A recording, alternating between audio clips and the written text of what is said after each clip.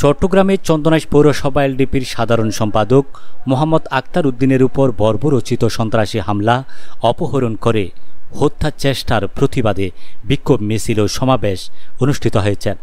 মঙ্গলবার ৩ সেপ্টেম্বর বিকাল ৪টার দিকে সন্ত্রাসীদের গ্রেপ্তার ও শাস্তির দাবিতে চট্টগ্রাম কক্সবাজার মহাসড়ক সহ উপজেলার প্রধান প্রধান সড়কে এ বিক্ষোভ মিছিল করা হয়।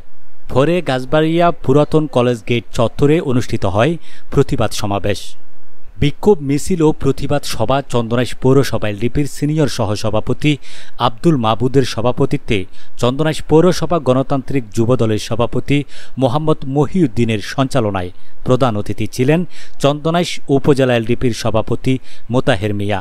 প্রধান বক্তা ছিলেন চন্দনাইশ উপজেলা এলডিপির সাধারণ সম্পাদক আক্তারুল আলম।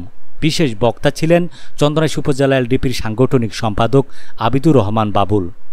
সমাবেশে আরও বক্তব্য রাখেন চন্দনাইশ উপজেলা এলডিপির সহসভাপতি ও সাবেক UP chairman Jasimuddin Shikdar, Hashimpur union এলডিপির সভাপতি নজরুল ইসলাম আব্দুল, সাংগঠনিক সম্পাদক ইউপি সদস্য আব্দুল মান্নান এনি, বরকল ইউনিয়ন এলডিপির সভাপতি সাইদ বিন খায়ের, সাধারণ সম্পাদক সাহেব মিয়া মেম্বার, চন্দনাইশ পৌরসভা গণতান্ত্রিক যুবদলের সাধারণ সম্পাদক শাহাদাত হোসেন মুন্না, চন্দনাইশ পৌরসভা গণতান্ত্রিক ছাত্রদলের আহ্বায়ক নাজিম উদ্দিন, সদস্য সচিব রবিউল করিম, সাবেক সভাপতি হাসান আল মাসুদ, চন্দনাইশ পৌরসভা এলডিপির ৮ নং ওয়ার্ডের সভাপতি সুলতান সওদাগর, সাধারণ সম্পাদক আব্দুল হামিদ, কাঞ্চননগর ইউনিয়ন এলডিপির সাধারণ সম্পাদক আনোয়ার হোসেন, পৌরসভা যুবদল নেতা আব্দুল আজিজ, যুবদল নেতা মোহাম্মদ মামুন, মোহাম্মদ দেলোয়ার, ছাত্রদল নেতা SM হাসান উল্লাহ প্রমুখ।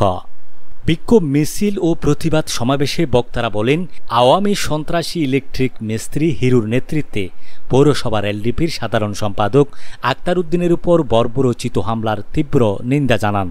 অবিলম্বে হামলার সাথে জড়িত সকলকে গ্রেপ্তারপূর্বক দৃষ্টান্তমূলক শাস্তির ব্যবস্থা না করলে আগামীতে আরও কঠোর কর্মসূচির হুঁশিয়ারি দেন।